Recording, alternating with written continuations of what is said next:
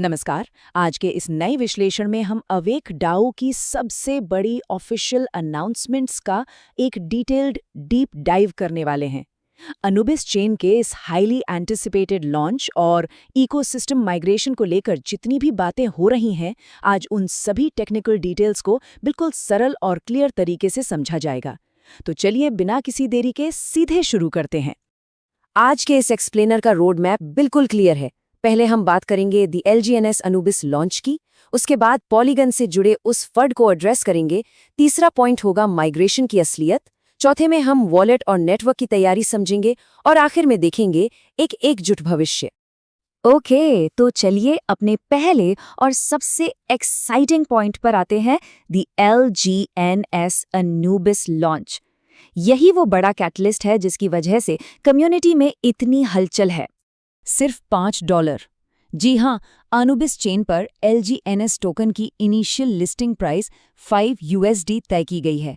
जरा सोचिए, इस नए एसेट के लिए ये कितना बोल्ड और मजबूत स्टार्टिंग पॉइंट है। ये प्राइस सीधे तौर पर नए नेटवर्क के अंदर कॉन्फिडेंस को रिफ्लेक्ट करती है।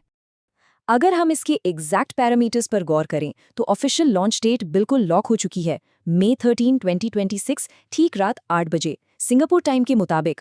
और सबसे ज़रूरी बात, ट्रेडिंग एग्जीक्यूशन सीधे ऑफिशियल अवेक डैप ट्रेडिंग फंक्शन के जरिए ही होगा।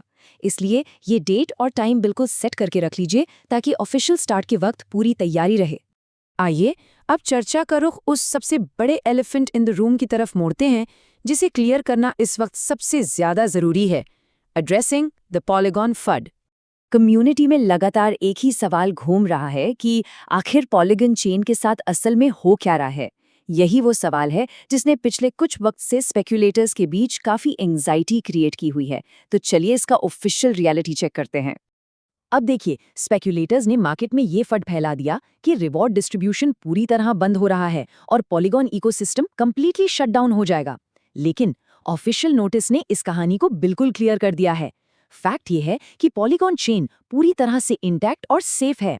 असल बात सिर्फ इतनी है कि जो स्पाइडर यानी कॉबवेब और डाओ रिवॉर्ड्स थे, उनका डिस्ट्रीब्यूशन अब एन्यूबस चेन पर माइग्रेट हो रहा है।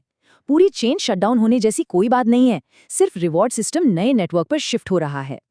इस अफवाह और गलत फहमी को क्लियर करने के बाद अब आगे बढ़ते हैं अपने अगले पॉइंट की तरफ, द रियलिटी ऑफ माइग्रेशन, जहां हम इस ट्रांजिशन की एक्चुअल मैकेनिक्स को देखेंगे।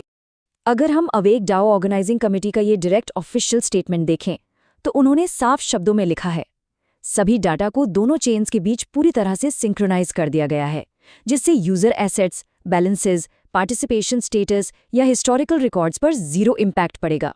ये अश्योरेंस पढ़ने के बाद किसी भी तरह के पैनिक की कोई जगह नहीं बचती। सभी टोकन होल्डर्स की होल्डिंग्स पूरी तरह सुरक्षित हैं।